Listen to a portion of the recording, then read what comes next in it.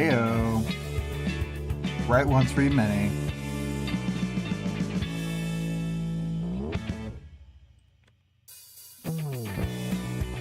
And not just write once, read many. Chapter 24.1.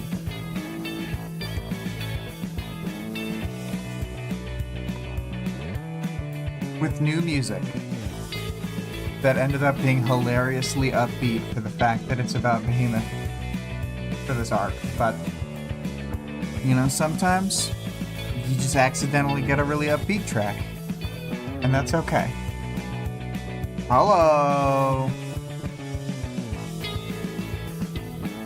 It's Vic and Greg. Heyo.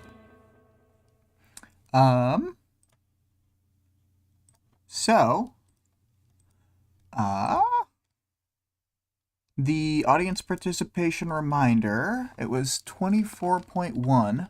Think up a specialized team like Tecton's new Chicago Wards team. You don't even have to use existing capes, just like a concept of a couple powers that you'd stack to make a really specific combo like he did.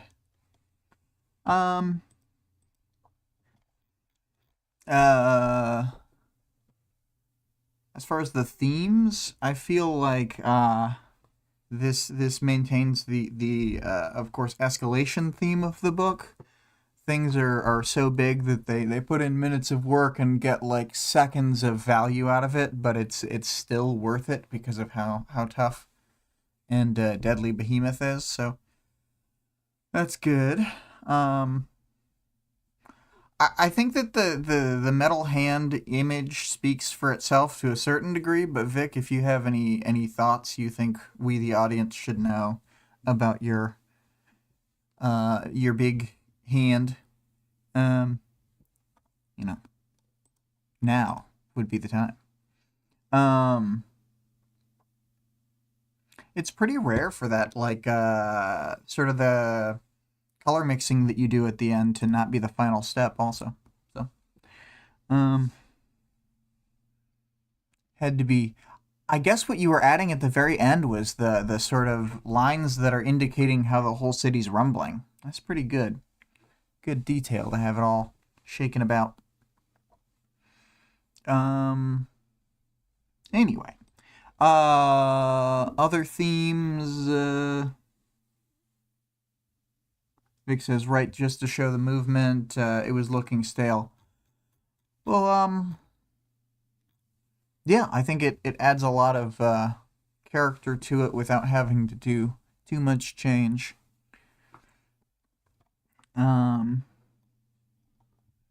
So, you know, I'm just gonna sort of get right into the chapter stuff.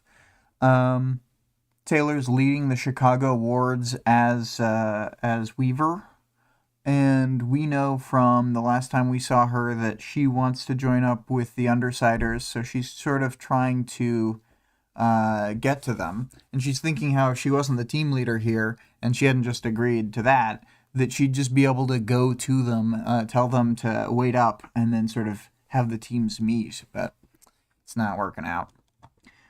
And of course, a city full of fire, as we've seen in previous chapters with a lot of fire, is not exactly what an environment in which Taylor thrives. Aside from the actual fire killing the bugs, the smoke also can take them down. And she's taking a minute to look through the catalog of bugs that she has on tap here. Apparently she likes the spiders, but I think it's kind of a strange thing. She says how, like, their silk isn't very good for these spiders, and to me, that's the most important bit. But she's like, they're big, and that's good. Like, okay. You know, stuff's tumbling and crashing all around. There's tons and tons of civilians. At various points, she sort of leads the civilians out of danger with, as, you know, her standard arrow trick where she's pointing arrows where they should be fleeing to try and keep them from getting in the fire. Taylor has Tacton punch through a building, which is fun. he comments that he doesn't usually get to go all out like this. He says that it's the second time, so we can assume that was the echidna fight. And then Taylor wants a powers rundown. She says, "You've had a few minutes to think, rookies. Give me a quick rundown." And then Cuff balks heavily at this, more or less saying she can't think with everything falling down around them. And then they, Taylor's thinking about how they've probably never been in the fight, and then says to herself, she's never been in a fight like this. And, well, it's true that she's never fought specifically Behemoth. I think she's given herself a bit too low credit. As far as how new these are, as Vic just said, how new do you think these three are? When do you think they triggered? I think that Golem had his trigger event while in custody a few days after the Echidna event, so if it's been a couple weeks, let me just look at the Parahumans timeline. Parahumans timeline.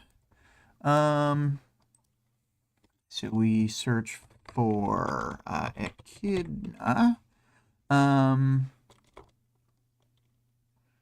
Okay, so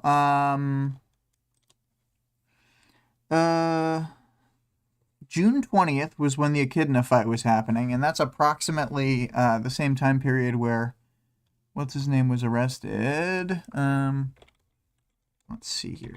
Theo.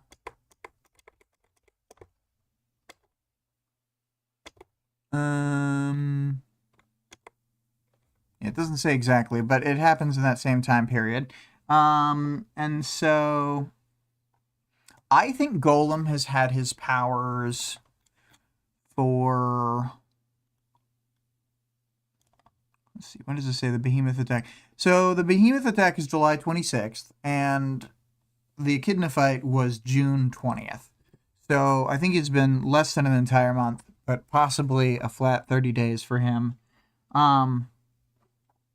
And yeah, I think that Cuff also has maybe had her powers for less than a month, and it's completely unclear with Annex, but they're all noobs. Anyway, yeah, and it is. Vic also says, because it's been like a month or less for Cuff, I get why she's acting like this. Yeah, it's very reasonable for her to not be Taylor, because Taylor's just built different. I think a lot of people who become heroes don't have like the grit that most of the villains have. I don't know. It just seems to be a tendency that they're just a little softer, because otherwise they would have thought to do something more fucked up with their power. Vic says, Taylor was like, why did you even come out? But like, Taylor was crazy in the Leviathan fight.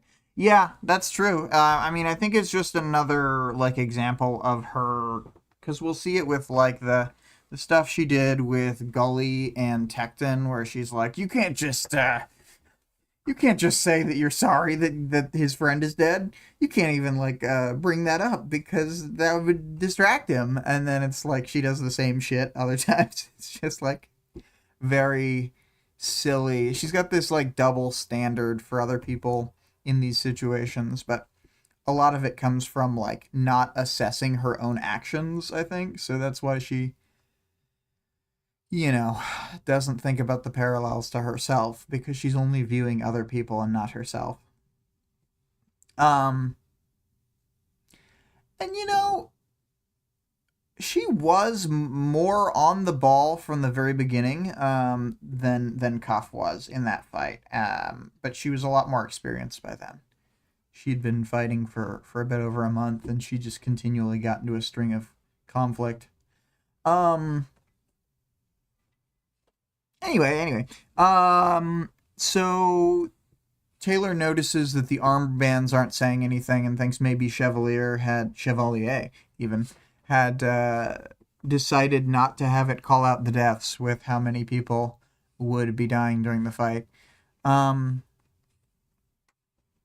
Let's see here.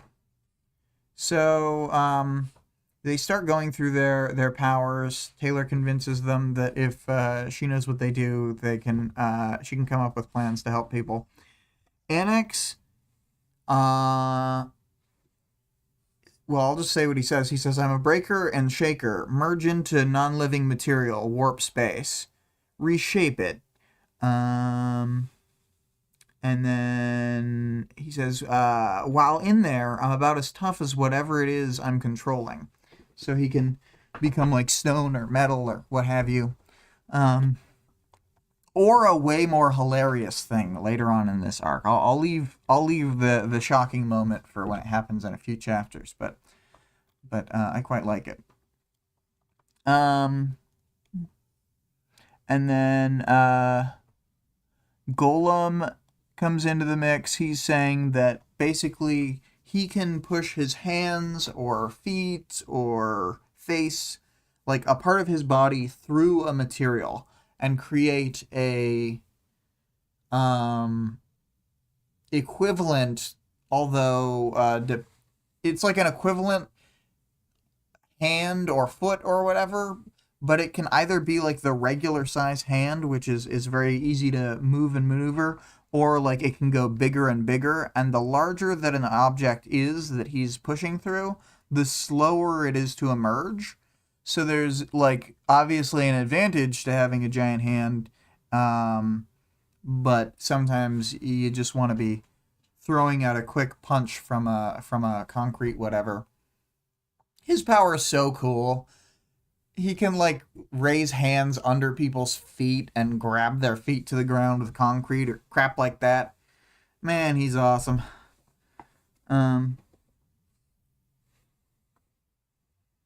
He said cuff coughs. Cuff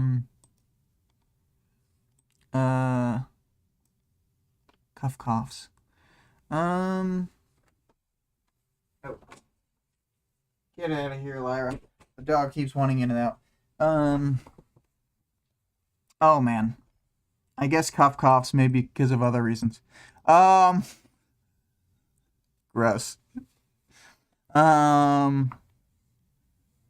Anyway, oh, he says it's kind of funny. Whatever I use my hand on has to match the exit point, pretty much. Asphalt for asphalt, metal for metal, wood for wood. They don't talk about it quite yet, but whenever he touches a material, he can sort of feel where that material is around him, which he'll put to better use in the future. And then, let's see here. So then Cuff has the power to, like, I guess, liquid metal stuff. She can kind of Terminator 2 T-1000 metal that's touching her. So that's good. And she wears metal clothing for this reason, to have it like more or less in skin contact over a bunch of her body. And having that gives her enhanced strength and she gives enhanced strength and durability to the metal, which is already metal strong. And then she can like move around seamlessly and like punch people and stuff. It's a lot better when you're fighting like a person and not Behemoth. It's an okay power. I don't think it's anything like super special, but like if I had that power, I'd be psyched. I mean, I'd be like, it's not like some of the powers where like you just don't even want Mush's power. I mean, let's be real. Come on. Even a lot of the like kind of powerful powers, you just don't really want them. There's some powers in Ward that are just truly disgusting, even if they're really good. Not to say there's no disgusting powers in Worm, But oh boy, they increased the gross out factor.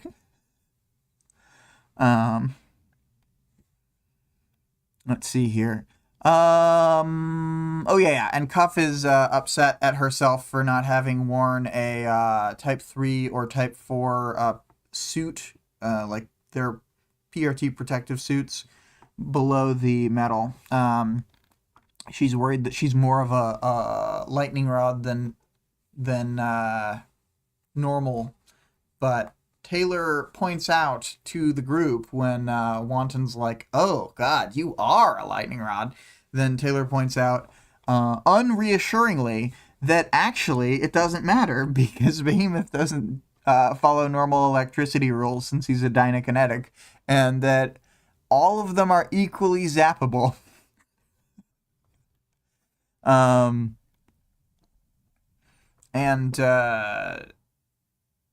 I feel like Wanton's pretty cool under pressure here.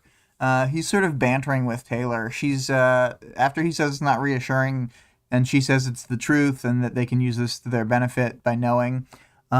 He goes, "He'll zap us to death with one hit, even if we protect ourselves." Yeah, there's a benefit there. Vic says, Taylor's like, "There's no such thing as lightning rods here," and then proceeds to make a lightning rod. I think the idea is that the difference between the giant hand on the top of an antenna tower and like the metal touching her skin are like cuffs are on like hugely different scales. I mean, it is odd that she says that, then immediately sort of goes back on it, but I understand what she meant to mean.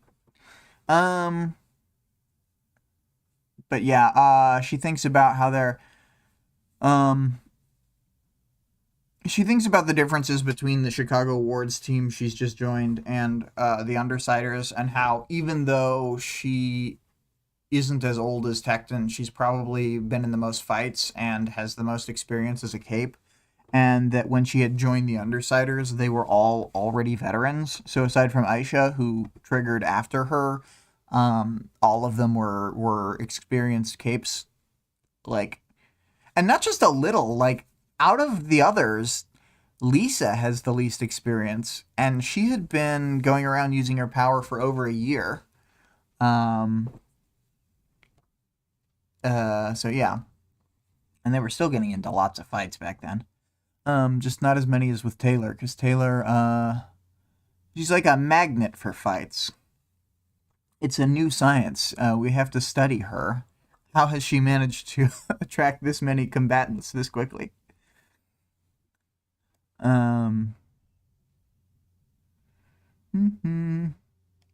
So, she thinks about the powers that they've got while she's floating about, and she's looking for things. And she realizes that they're,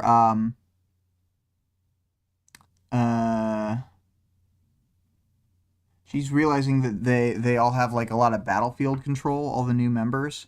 And then she also, she's been studying the PRT terminology and stuff since she's going to join the wards, so she starts like calling people like shakers and stuff.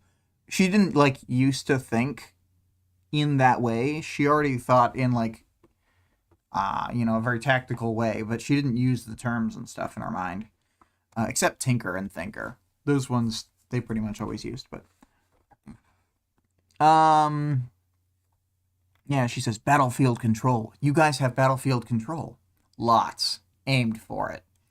Yeah, Tecton has, instead of the normal method where they just get whoever they get, Tecton has specifically drafted members to shape the team together like this. She doesn't ask him about it more, so I'll talk about it later when he talks about it more. But, she's thinking of the powers of the Undersiders, telling them she wants to meet up. The Citrine and Gru have powers that might be useful. When the lightning goes off, Cuff says Cuff shrieked, which, Taylor can't stand this weak woman. So she grits her teeth. And I like that they say bolts of lightning big enough to erase a small house from the landscape. Like, obviously lightning's never, like, safe. It's always super deadly. But it's usually not house-sized. It's usually, like, a thin line. So, yeah. Yeah. So Taylor comes up with the idea in her mind that they need to just defend people. And she asks Tecton if he knows, like, his power gives him knowledge about earthquakes and architecture, which it does. So he's gonna, like, try and mitigate the shockwaves a little bit, and then they're also going to try and do this lightning rod plan. And so she's going to use Golem's power to make the hand come out. But before they can get to that point, they need a large, flat area of metal, and it needs to be, like, high enough up. So she has, between Annex and Cuff, they, like, work down this, obviously not flat, metallic thing, and then they use this tower to sort of create the surface with which the hand can jut out. And it's cool. They use, like, the whole team to work together. Yeah, this is that good. And we were talking about lightning rods. You said they don't matter. The drones Dragon used to redirect his lightning. Golem, how big can you go? Optimal conditions.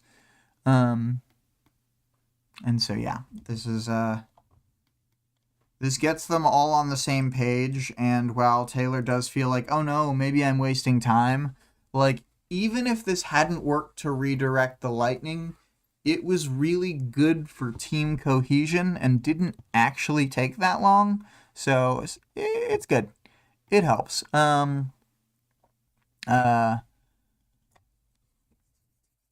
Yeah, this is where she's still drawing arrows in the air, trying to point people away from all the fires and trying to sort of filter them out. A lightning rod for fights. Yeah, Taylor's a lightning rod for fights. Oh my god. She's like, lightning rods don't work, but she only thinks that because she is the lightning rod. I like whenever we get these glimpses of the fight.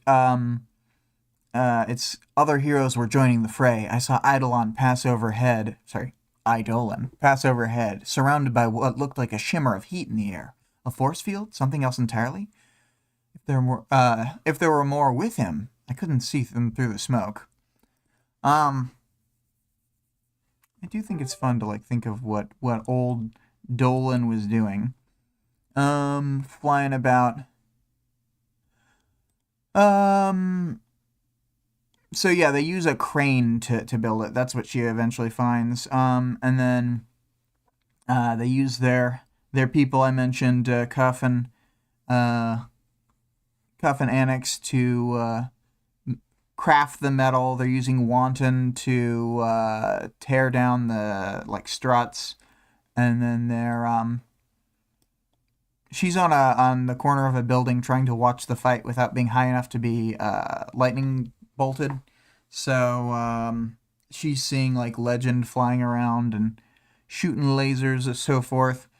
And the behemoth keeps switching up. I think I mentioned this on the previous chapter where we saw him fighting, but he just constantly switches between what kind of energy he's using. So he had been, like, lightning bolting for a while, and now he is using concentrated flames.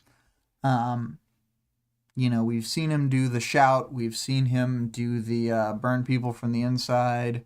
We've seen him leaping about and using the kinetic energy of, like, both the initial jump and the landing site. So he's mixing it up. He's not a stale opponent. And we also know from like past experience with the Endbringers that whatever we've seen them do, they have more tricks up their sleeve. Because like Seamerg went for what, like over 10 years without revealing that she can use her future sight to create tinker technology if she has a tinker's brain to like read while she's doing stuff. But anyway, Behemoth is like, my last trick is that I hurt you on an emotional level. We're gonna go out on a date, and then I'm never gonna call you. We always knew he had one last trick up his sleeve.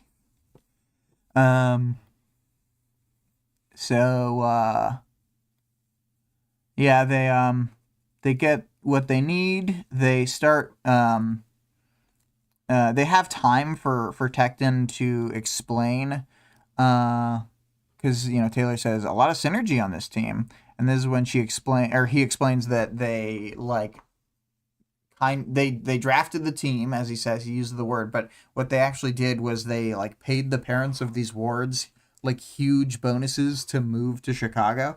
And like Chicago's a pretty cool city from what I've heard. I've never been there, but it's supposed to be pretty lit, so unless you super hate the cold, I'd I'd take a big lump sum to move to Chicago. Let's see here.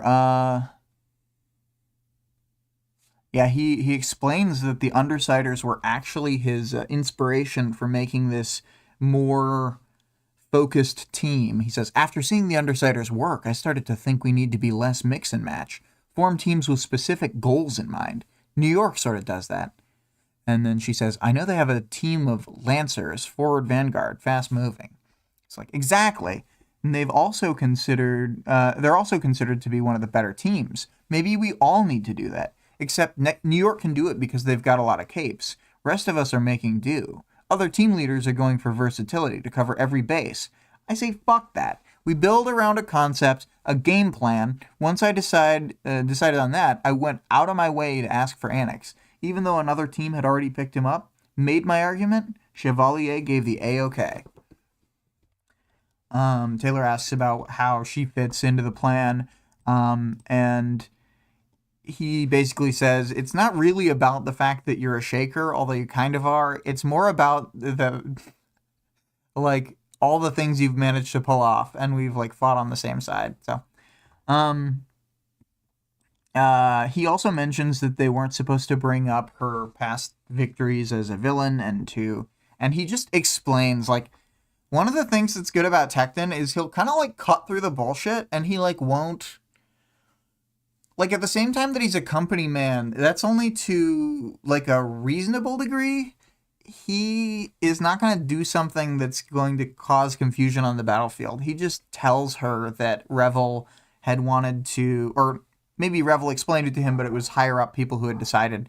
They wanted to see if she would try and assert herself as the leader. And he didn't even care. He's just like, you're the leader, because he is a reasonable person who wants to have good results in a life and death battle. I like Tecton, if you can't tell. I think he's awesome. And then, so he explains that there is a downside to having a specialized team like this, that they have gaps and blind spots. But he thinks that they can pull it off anyway, because Taylor was able to do that kind of thing with the Undersiders. And then he makes sure that she doesn't think that he's setting her up for a failure. And she agrees with his plan and doesn't like think that he's throwing her under the bus or anything, which, I hadn't even thought that, but it's probably good that they addressed it.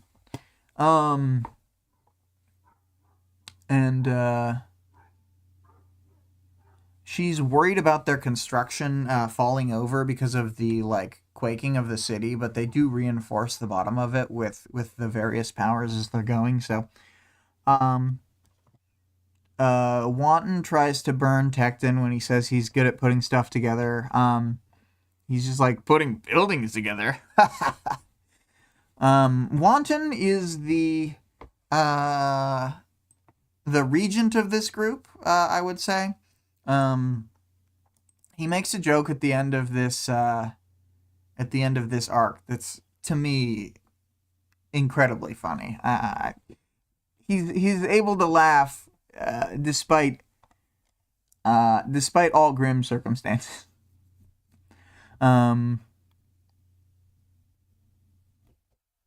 Let's see here. Boop, boop, boop. This is when they start arguing about what symbol they should use. I guess, actually, no, I take it back. Grace is the regent, and Wanton is the regent junior. I was going to say Wanton is the Aisha, but neither of them are the Aisha. They're just two regents. So Tecton wants it to be index finger so that it's still a high finger, and it's still as high as they can get it. I kind of think all 5 fingers splayed would have been good, because then it's giving it like more points to come in, and Grace can sort of be Aisha. She's kind of savage. All right. Grace is Aisha. Wanton is Mini Regent. Mini Alec. Yeah, Vic, I agree. Yeah, more surface area with all the extra fingies. It's like that, the Across the Spider-Verse thing, where it's like he's not able to push enough juice when he just puts his fingertips on it, but when he like goes full palms in for full surface area, he's able to bust the force field with his electricity.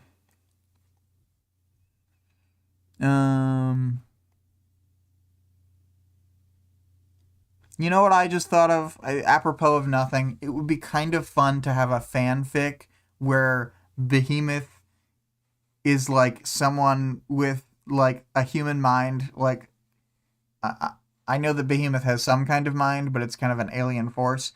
So Behemoth would have like a human mind, and it would be like he's trying to be a hero and not destroy stuff, but he's so naturally destructive any like move he makes. So he's like a bull in a china shop ing around, and it would be like a total comedy situation. I'd read that.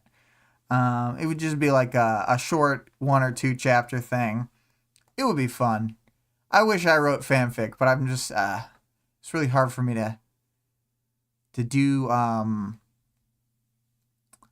kind of narrative writing. I'm not very good at it, but maybe I'll try.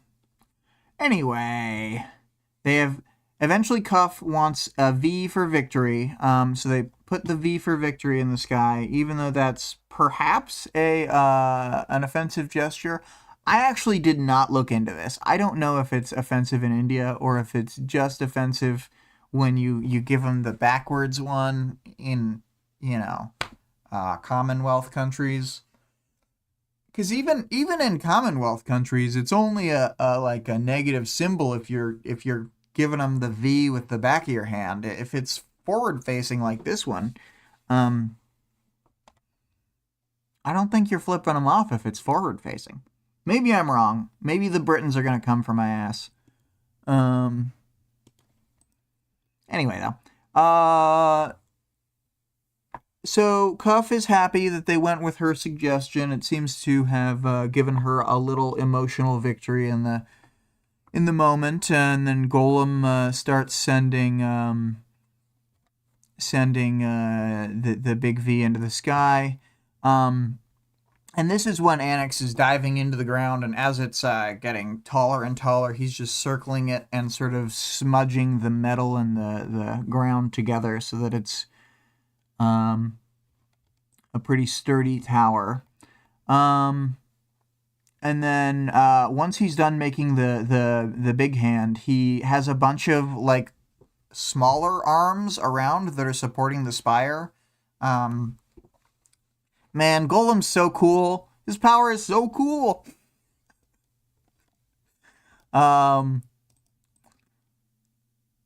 I have I have a lot of thoughts on this Golem character. I think he's one of the characters who starts off very schlubby, noobish personality and becomes awesome over time.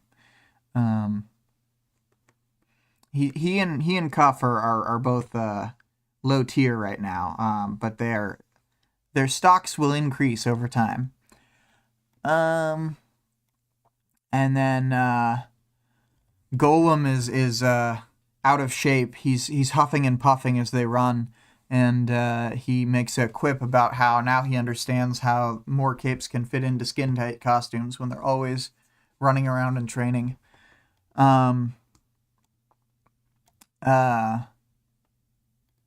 Let's see here. They sort of get the first lightning bolt that gets fired, and it indeed hits the hand. And then even Taylor smiles, which she usually only smiles behind her mask when she's doing something bad. She also smiled when she met the Undersiders in the chapter like 23.5. Which I found funny because she smiled behind her mask right before she bragged about telling kids drugs were cool. She's such a shit. So yeah, Tecton says air's ionized now, and he doesn't explain that, but I like what Taylor thinks, which is lightning did strike the same place twice. Because such an ironic cultural phrase, lightning doesn't strike the same place twice, because it's like the opposite of the way that the real world works. But anyway. Yeah, they start moving away because they don't want to be near the thing that the lightning is hitting. They were already moving away, but they continue to move. And then they finally get to the Undersiders, and Gru greets her, calling her Skitter. No one corrects it one way or the other. And then they sort of begin working in tandem to work with, to save wounded people. Tattletale's with Accord, of course. They're strategizing with Chevalier. Nothing bad has happened in that scene. And, Scion was spotted in, recently, but it was in New Zealand, which is not exactly helpful. And then they saw him fly away from New Zealand in the direction of South America. So, the big golden idiot is going to the wrong place.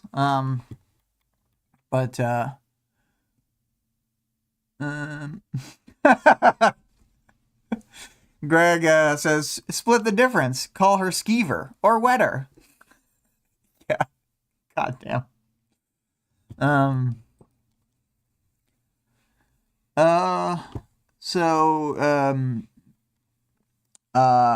She asks about the other four in their group, Perry and Foyle, Citrine, and Lygia. They had split into a second attack group because Citrine can defend from the lightning strikes if they're stationary, and Flechette can keep shooting. I think that they have to meet up regularly, theoretically, because otherwise the dogs would run out of juice. But one of these fights, the minutes feel like hours, and you only need to re-up the dogs every 20 minutes. So, they're using the armbands to communicate, but the armbands are actually kind of going out because the ambient electricity and stuff from Behemoth fucking up technology. Even the hardened technology of the armbands is not so good. Which again was one of the things that people were worried about with the dragon suits. They're even hardened electronics can get fucked over by Behemoth, and the Seamerg can scramble their brains. At first it seems as though Behemoth doesn't notice that the lightning is being channeled to the lightning rod, but then he does notice. I forgot to mention there's this great little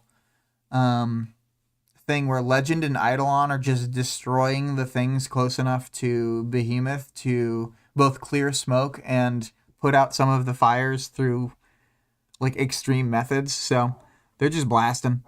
And yeah, so Behemoth notices and he starts going for the lightning rod. He makes like a continuous like dual stream of lightning, and it breaks away from the tower's pole, and then because he's like actively directing it, and then he's what is this? A second later, they broke free of the tower's draw. He was paying attention to where he was shooting, not simply striking across a distance with the goal of setting indiscriminate fires.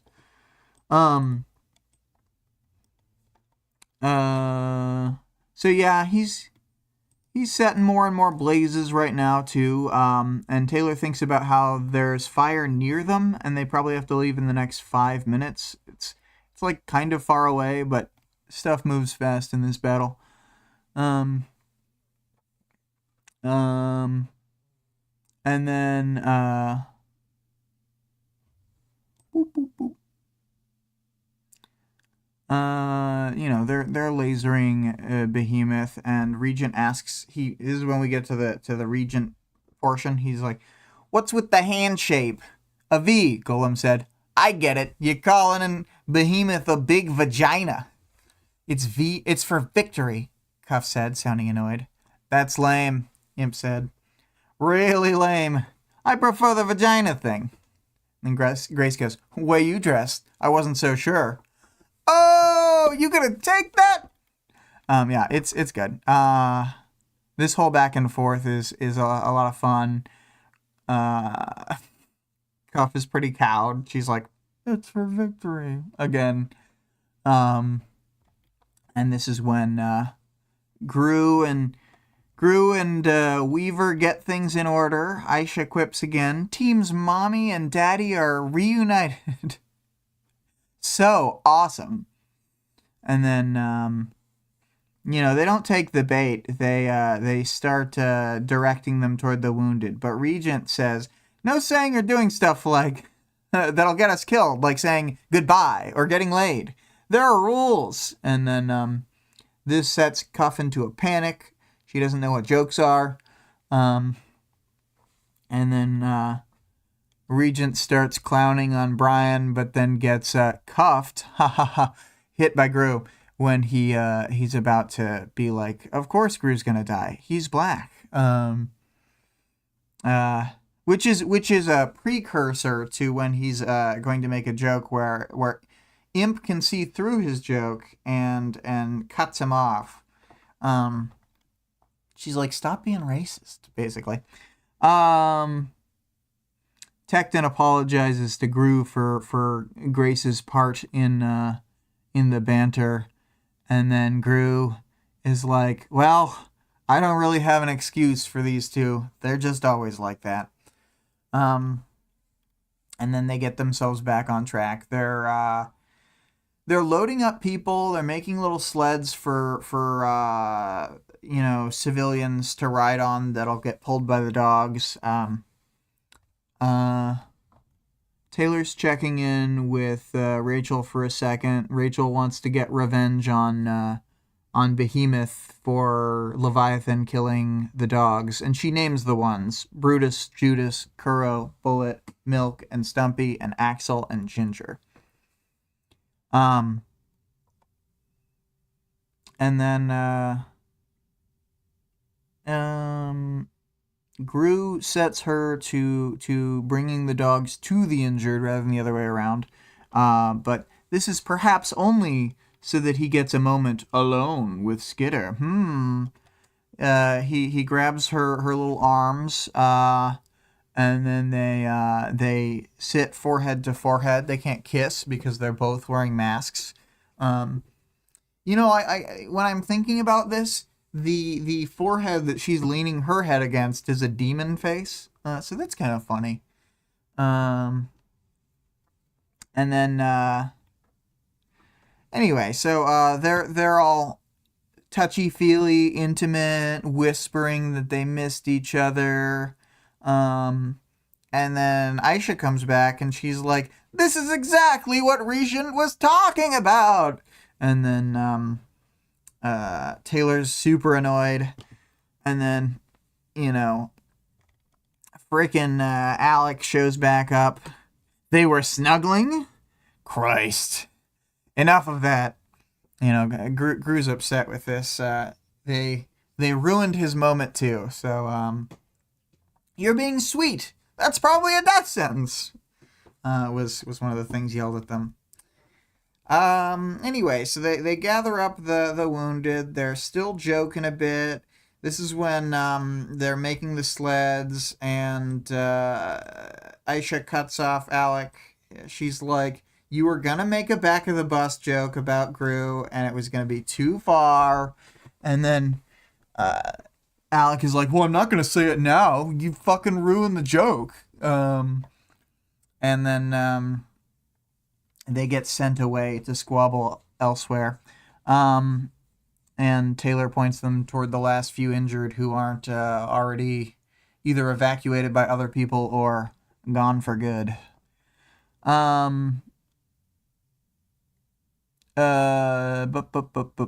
Yep, everybody's sort of ready, and they've gathered people on the sleds, and Taylor's trying to work with a little girl to see where she's hurt. She pulls off her mask to show her face being like a normal human face. I don't remember if she puts the mask back on. Maybe this is why she's not wearing the mask for long enough for us to hear about the lenses, maybe. That's why we never find out whether she's wearing the old mask or the new mask. But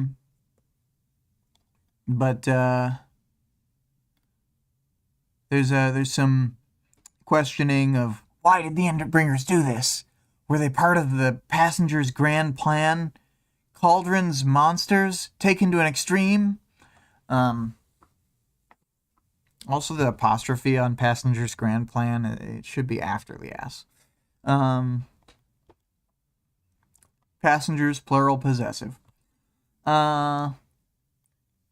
She uses bugs to scan this girl's body. She's burned in lots of places. Taylor's trying to help her, but it's really tough because they're surrounded by fire, and she's touching the injuries with bugs. It's no good. It's a bad situation. I do think to myself in this situation, maybe it was worse that Taylor put the bugs on her. Maybe you should just have not done that. And not for comfort reasons, for the exact reasons she thinks of, the infection.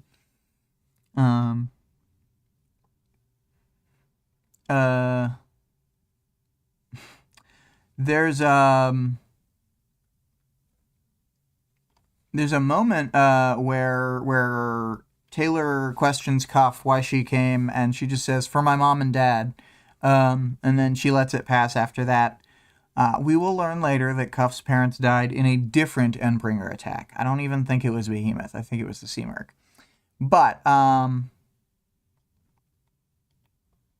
let's see here. So, there's a crash big enough to, make the dog stumble and fall and stuff. So they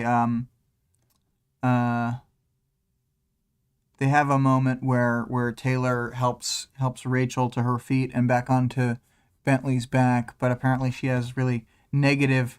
Says she accepted it without complaint or incident, but when she met my eyes, her glower cut right through me. It's good that she was able to take off her mask so that they could meet eyes. And then Taylor sort of pops up, tries not to get lightning blasted, and sees that the lightning rod that they had built had tilted and is leaning over and had crashed into a building that it's next to. All of Golem's support hands had crumbled, but something had struck Behemoth hard enough that he'd fallen. Eidolon and Legend hovered in the sky, flanked by 4 dragon craft. Another figure was there as well, hovering where Behemoth had been standing an instant ago. The Endbringer had been toppled with one massive blow. Dun dun dun! Alexandria's there, flying in and hitting Behemoth, so she sends a message to Defiant over the armband. You said she was dead. You said she verified. The reply crackled so badly it was almost inaudible. Reply from Defiant. I saw the body myself. We checked her DNA. Her readings. We matched against the mountings for her prosthetic eye. Carbon dated it to verify. He didn't even need to ask who I meant. I pressed the button. Ask Defiant who the hell that's supposed to be if it's not Alexandria. I will say, I again did read some of the comments. I forgot to say, dun dun dun! Alexandria shows up, but yeah. So I did read some of the comments again, and people were not giving Wildbow a lot of grace with Alexandria coming back. They all were like, oh man, I can't believe this story. There's no consequences to death anymore. Bop, bop, bop, bop. Yeah, I know. Both of you are going to tell me, because Vic starts with never comments. Both of you are going to tell me never ever read the comments. It's just the cesspit like all comments.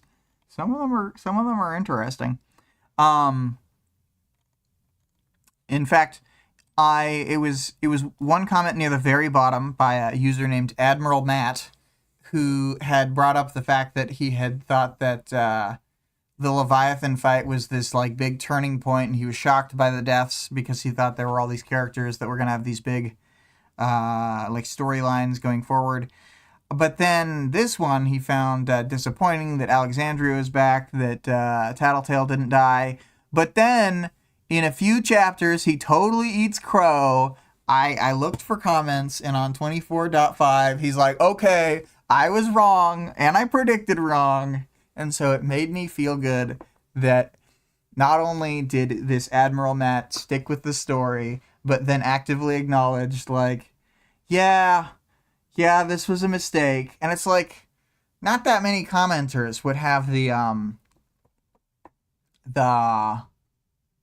guts to admit their fault. So I golf clap to you, Admiral Matt, where you stuck with the story and had some fun comments throughout the rest of it.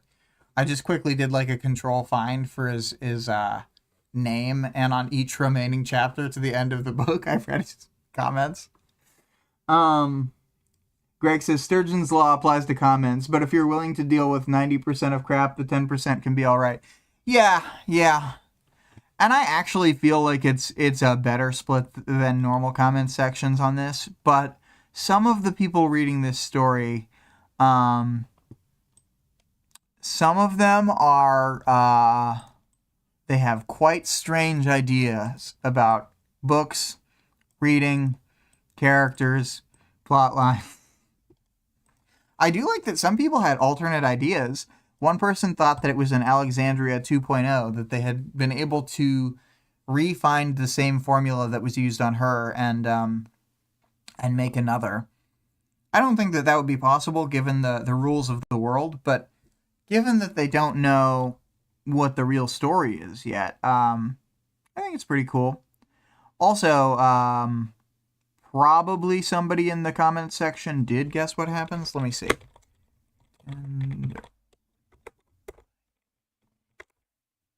Yeah, at least 2 people mentioned what's actually happening for Alexandria.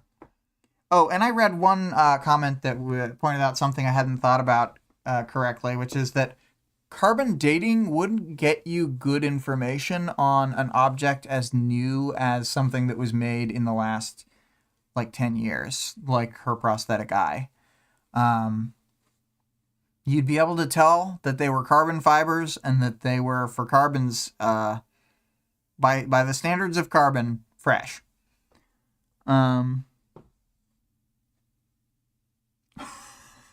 Greg says, Alexandria is dead. She has been replaced with a clone. Yeah, yeah. It's true. It's true. Chapter thoughts. Great intro. Love the lightning rod. They introduced the new team members really well. Excellent banter. Interesting cliffhanger with the Alexandria stuff. It establishes the dangers of the later fight. Even though we've pre-established those with the other, like, 23.5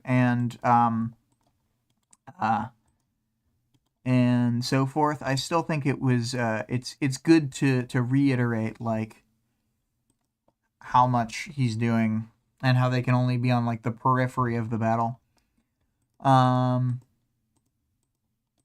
But yeah, I guess I talked a lot about the chapter, so my thoughts are mostly out in that regard. So let's go to arc stuff. How does this relate to the arc? Again, good setup, sets up the new characters, gets Taylor where she needs to be to link up the two teams. I don't have, like, a lot to say about arc stuff yet, since we've only read the one chapter. Oh, the arc is titled Crushed, which the song that I played at the beginning of this this stream, it was unnamed when it was sent to me, so I think I am going to name it Crushed, but it's just kind of funny that such an upbeat, like, happy song is called Crushed. But yeah, moving on from arc stuff to characters. I just kind of I put a lot of them on here. We've got Annex. We do not learn very much about Annex.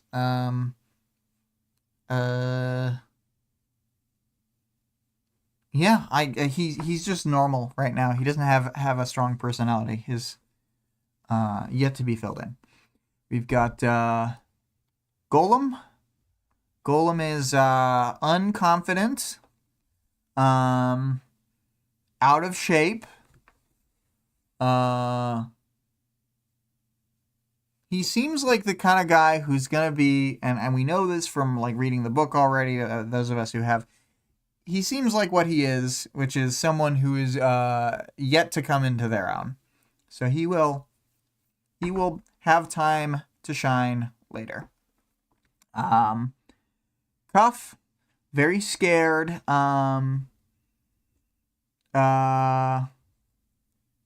She fights for her late parents.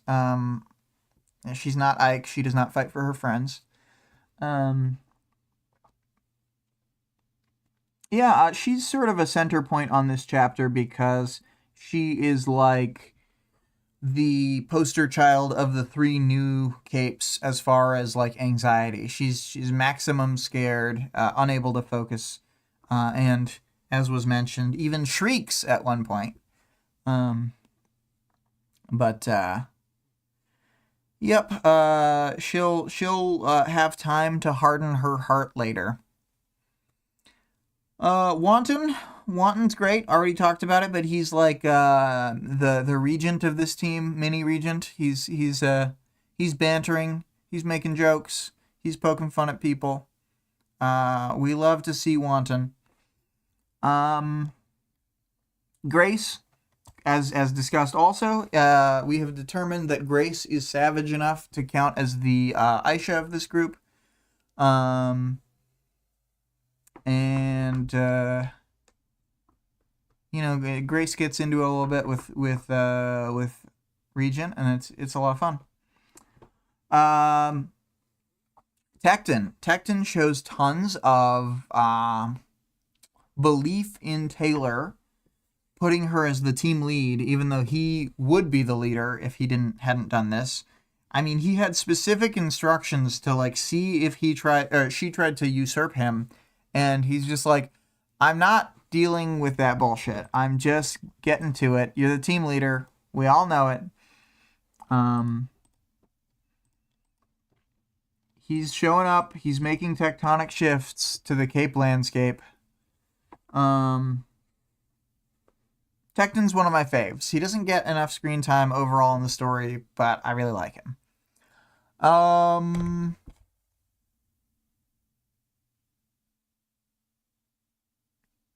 Rachel. Rachel is the next one on my list. And Rachel's like ready to fight Behemoth and she wants to get revenge, but Taylor couldn't like parse how she felt, which is nothing new. But Taylor felt as though Rachel is resentful toward her. So it's unclear the exact nature of that at this moment, but it didn't distract them too long. Anyway, not too much Rachel. We get way more Aisha in this chapter than Rachel. She's instigating nearly as much as Alec is. I almost put them as one entry, Aisha and Alec, but I give them slightly different. Even though I'm now talking about them like they're one unit. I think this is one of their like all-timer chapters. They get some of their best lines here. Moving on to Brian, we get a little longer scene with him. He clearly needed the comfort of Taylor, and has been struggling without her. I really like the nice little moment they have, but it is immediately ruined by Aisha returning, and that's too bad. Couldn't they have just had a slightly longer moment, Aisha? Couldn't they?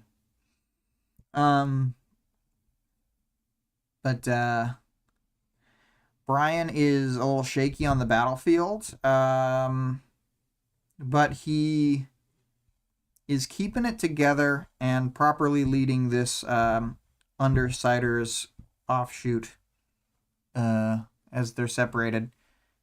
There's only the 4 of them. I guess I kind of left that implied, but it's like they brought 10 people to the battle. They split them 2 at the headquarters, 4 in like an assault team, and 4 in a rescue team. And we are, of course, with the rescue team. And, it was a good splitting of forces because I think Citrine and Gru can both block several types of attacks from Behemoth in a way that is kind of rare among capes. And then, I'm reminded of that moment in the Leviathan fight where Gru puts darkness around Leviathan's head, and for a second Leviathan just stands there, but then he sort of pokes his head out and realizes, oh, I can just move. It's fine. I think that moment's very funny. That's one thing about these chapters is like, even though they're super grim, they're still like really funny. I have a lot of fun with this book, obviously. We have now gotten to our final character on the list, the woman of the hour, the VIP. She'll get the first slice of the PIE. It's Taylor. She's like, I'm going to lead a super team of like 3 teams, and we're going to be the best. And we're going to do the damn thing. We're going to stop Behemoth from killing people. We're going to rescue civilians, and then we're going to take the fight to him. Big goals, but, Taylor's she's always got to set her sights high, so this is no different.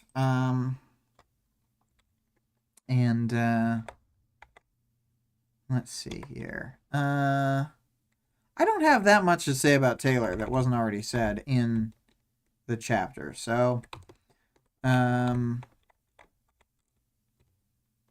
think I'm just gonna move on from the characters section. You'll all get talked about more next chapter.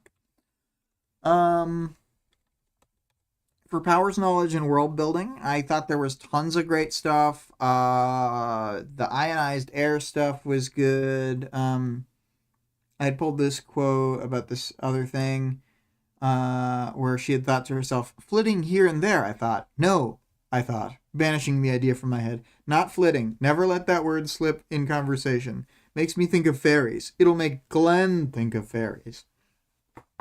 Even in this death battle where she's about to get struck by lightning, she's like, dear God, what if Glenn changes my costume and makes me look like a noob? it's a good thing she's got her priorities straight.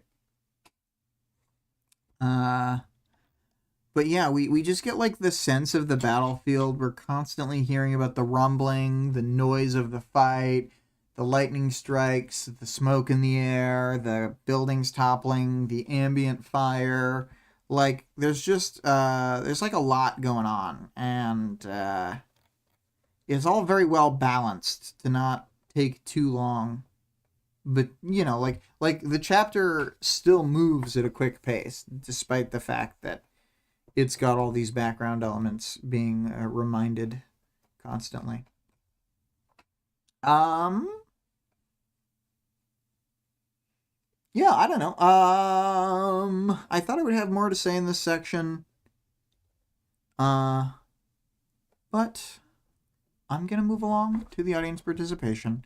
So, our question again was, think up a specialized team like Tecton's new Chicago Wards team.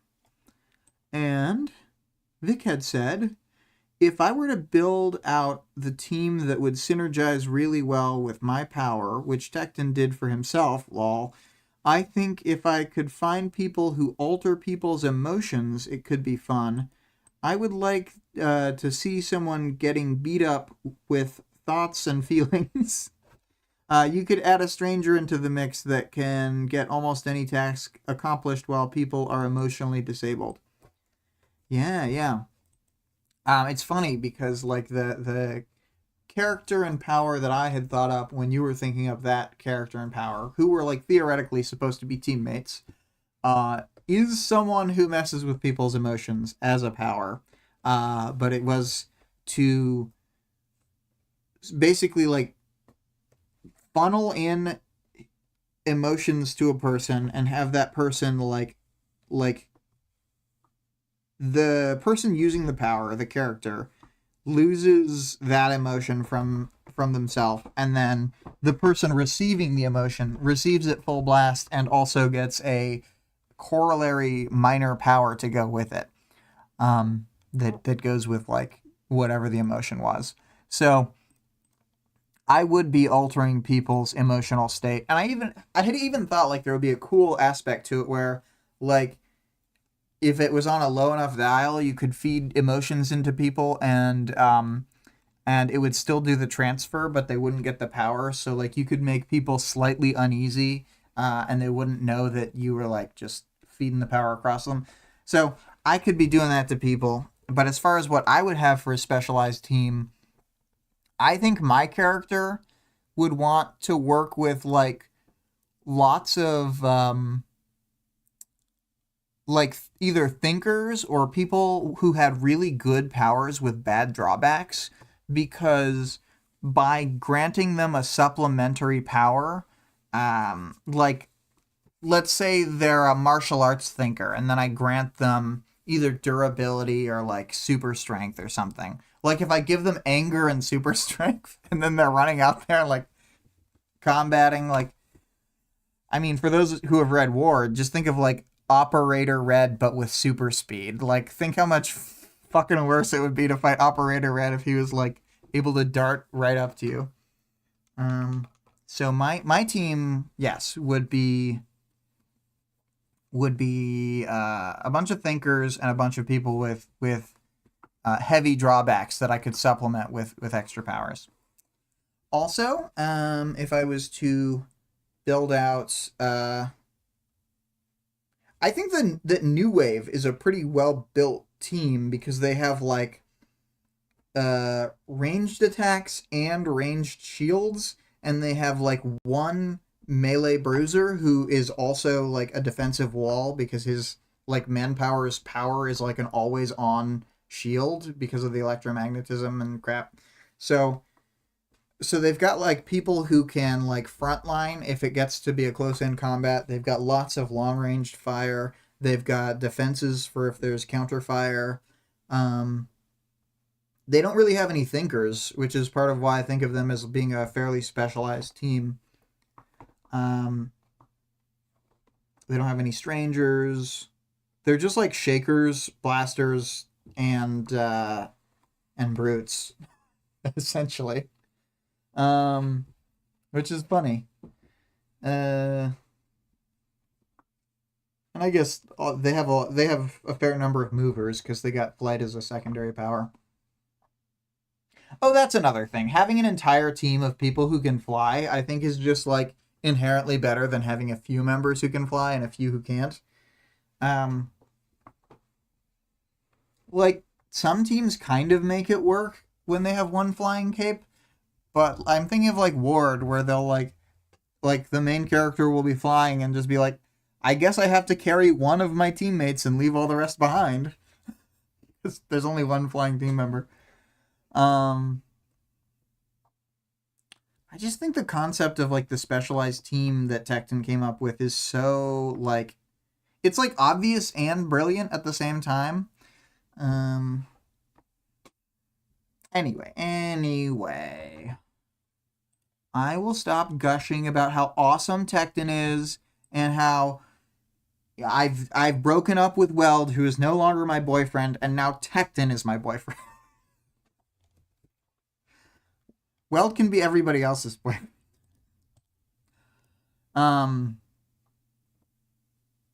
Let's see here.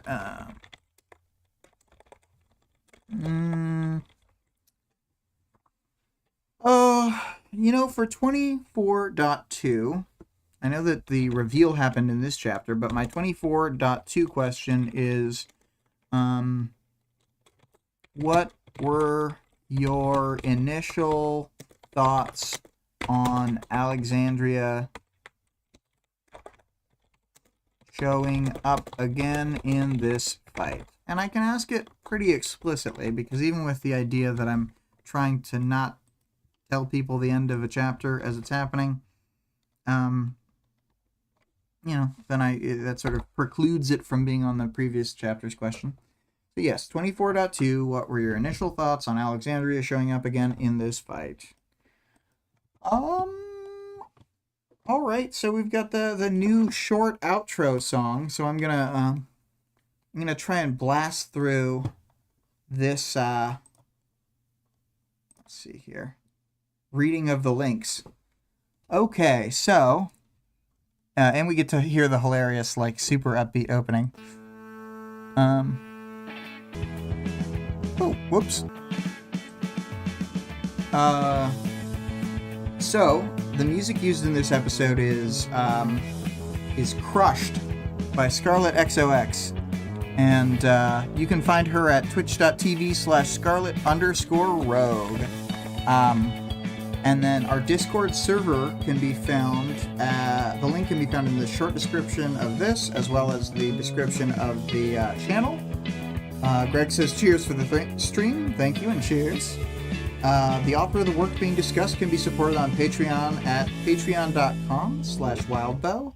And the full text of the work is available for free online at parahumans.wordpress.com, as well as the fan-made audiobook of the entire work at audioworm.rain-online.org.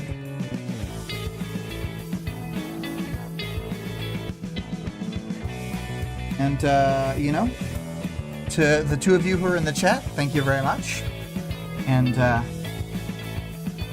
I don't even have to, like, mute myself for the outro anymore. It's so short. See y'all next time.